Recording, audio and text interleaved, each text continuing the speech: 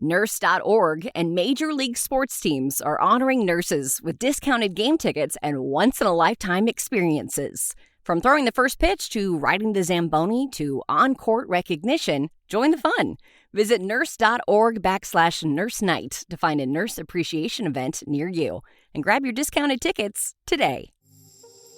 The Love and Leary podcast is where nursing leadership, innovation, and real talk come together. Hosted by nurse leaders Marion Leary and Rebecca Love. The show dives into the issues that matter most to today's nursing community. Each episode features candid conversations, expert insights, and bold perspectives on healthcare, leadership, advocacy, and the future of nursing. Whether you're a clinical nurse, nurse leader, or another healthcare changemaker, Love and Leary offers thoughtful dialogue and practical takeaways to inform, inspire, and empower nurses at every stage of our careers. All right. Hello, everyone. So very excited to be joined today by Nancy Mannion, who is a nurse running for Congress in PA 11, so my home state. And Nancy and I met at the Healing Politics Campaign School for Nurses and Midwives over the previous summer. And I was just blown away by what she's doing and her lead as a nurse running for an elected office. So Nancy, thank you so much for joining us. I'm so excited to be here. It's great to see you again, Marion, and hi, Rebecca. And Nancy, I am telling you, I am thrilled to see more nurses run for office. This is one of the most exciting interviews that we're doing, and one of the most pivotal moments, I think, in U.S. history that has happened for at least in my memory. And so I am just thrilled to see that a nurse is throwing their hat in the ring, not only for just a local office, but you're going for Congress, which is a major step. And my understanding is this is your first campaign. Is that right? That is absolutely correct. Nothing like jumping in the deep end. Well, and so this is what I wanted to start off with. What inspired you to not only take that big leap to run for office, but to take the even bigger leap and run for a congressional seat? Because I'll say, I did mention I went to the Healing Politics Campaign School, and I've been thinking about running for local city council for a little while now. And the thought of it is terrifying, like taking that next step is hard. So talk to us about how you got there. Always kind of had my eye on what's been going on in the country, making sure that we're doing the right things that, ethically bond with me as a nurse and represent the values that I hold. When the discussion was starting to happen in the spring about the budget cuts that were being proposed by the Republican Party, I became really concerned. My clinical practice has been in the emergency department. So I really know firsthand what happens when people don't have access to healthcare, when they don't have insurance. My best example is, the person who comes in and you're like, why are you here today? And they're like, I've had a cough for 4 weeks. Well, that cough could have been dealt with a $5 antibiotic and the patient would have been fine. Yet instead, they come to the emergency room and they're hypoxic and they're septic, and they end up in the ICU with hundreds of thousands of dollars of medical debt that they'll never be able to pay, all for the lack of having access to care. And so, to me, that's really always been a bit of a driver. And when I started hearing how they were just going to create so many hurdles and remove so many people from having the ability to access care, I had to stand up and speak out. I had to say something. And so there was an event happening in my community, and they were looking for some speakers. And so I wrote to the organizers and said, I'd be happy to address, healthcare concerns that you're experiencing or that, they're proposing. And so they said, well, fine, great, come down. I only knew one person that was organizing team. But I went down and I gave this little 7-minute presentation in kind of a drizzly spring day. And I no sooner introduced myself as a nurse and the audience started to cheer. They were like, we love nurses. And I thought, well, that's really impressive. I mean, it's true. We're the most trusted profession and people really respect us, but they really listened to what I had to say. And after that event, I was approached by a local Democratic Party leaders, and they said, we really think you should run. And I had this was not on my bingo card, believe me.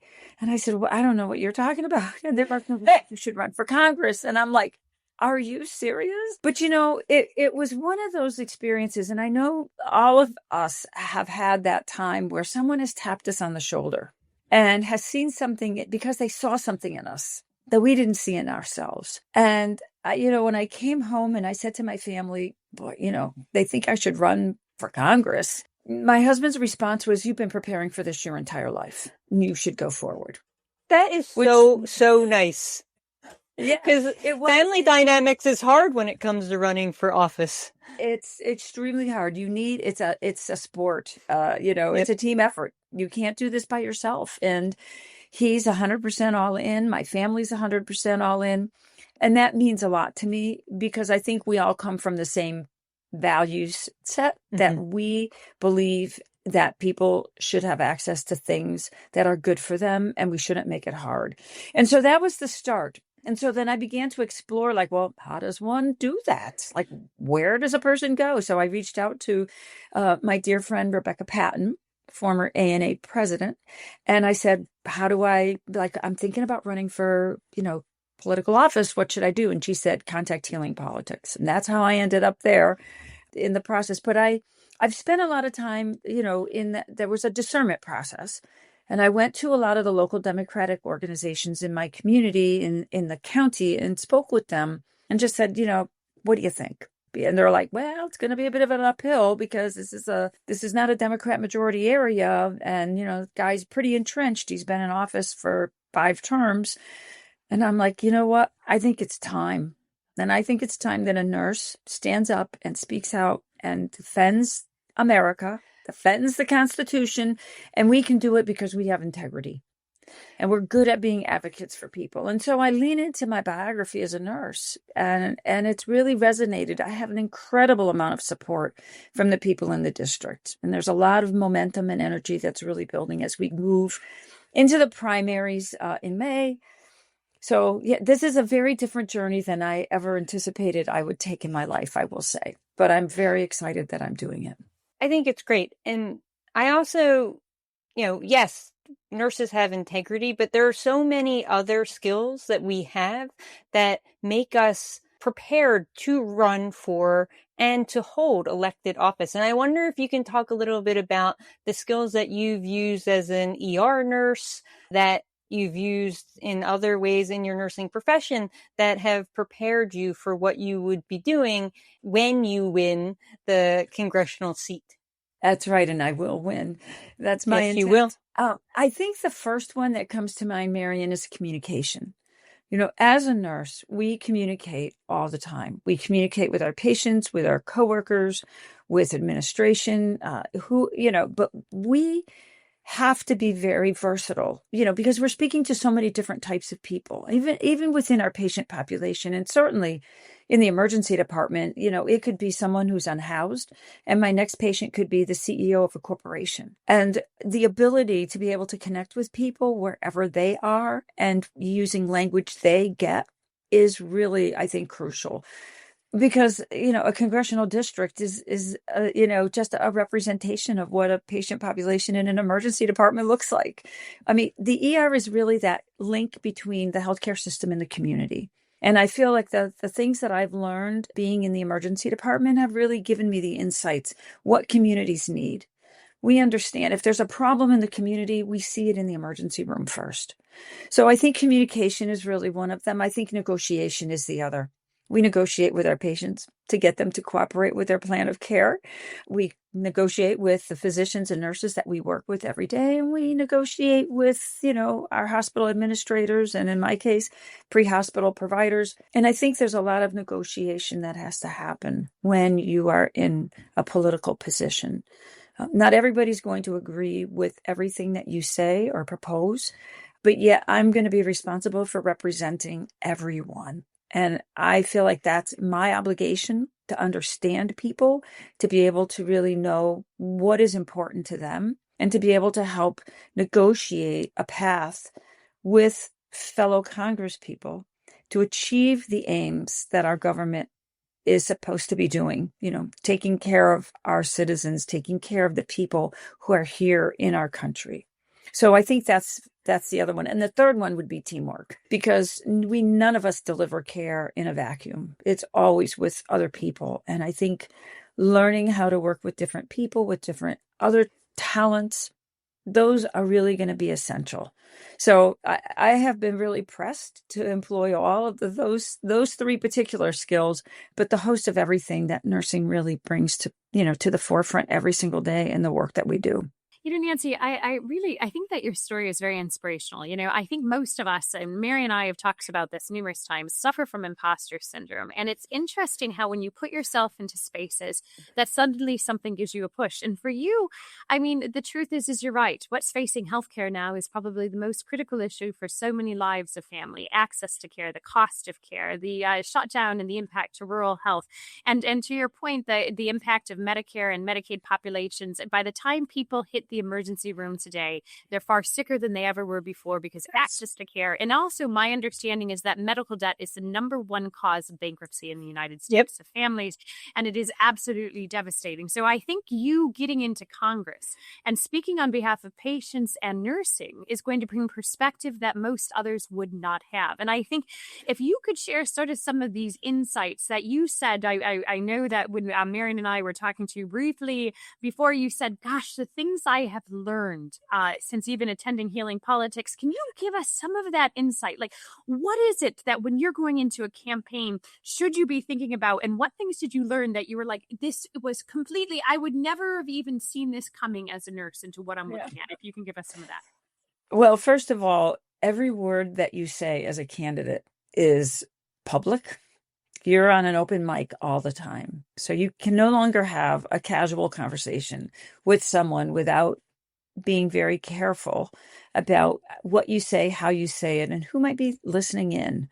And so I think that that's been one thing have learned, is how to be more mindful about being able to articulate what I believe in a way that people can hear it, but also being aware that once you have put yourself into the public space, you might as well publish it on the headlines of your local newspaper, because it's fair game for anybody and everybody. And certainly with the advent of social media and how much information and disinformation can so quickly spread, accuracy and precision in what you're saying is really important. And so I've learned a lot about what I say and being mindful of the audience that I'm saying it to. And that was a big change. You go from being a private citizen to a public figure the minute you put that paperwork in to the federal government, and it changes a lot. So that's probably been my biggest understanding. And it was funny, I had this experience as I started here with this, that I found myself at a loss for words sometimes, because I was so carefully trying to parse out what I was going to say, that I felt like for a period of time, I felt like I lost my voice. And I wasn't able, because I was trying to be so cautious, that I lost my voice. And I realized that people want authenticity. That's really what people want in their elected officials.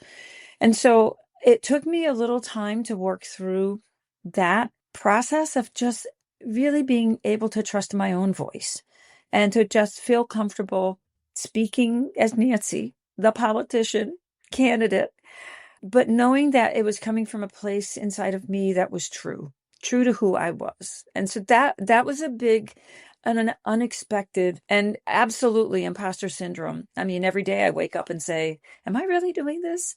Why me?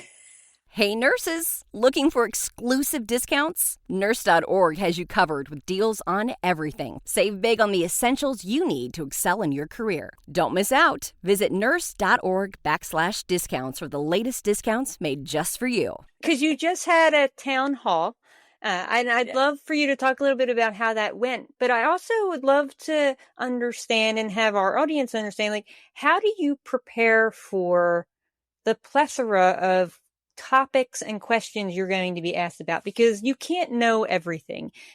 But the public expects politicians to know everything and to be able to respond intelligently to everything. So how do you go into a town hall and how do you prepare for the questions you're going to be asked?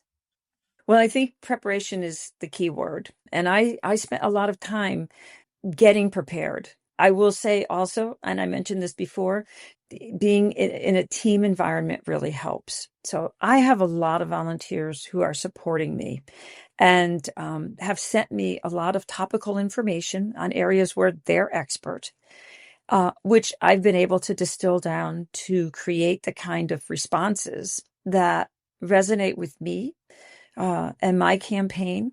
And so I was prepared. I made sure I had some index cards that had some key figures because you don't want to stand up and quote a number or a statistic and it not be accurate. That I think that can challenge a person's credibility. And so, I felt like by having some things in writing, I could speak to them more thoughtfully. So I had my little cards, index cards with me. And as the audience asked different questions, and we covered a lot of topics. I mean, healthcare was certainly big, but we talked about LGBTQ, we talked about housing, we talked about agriculture. I mean, it was just, homelessness, that there were just so many different topics that came up.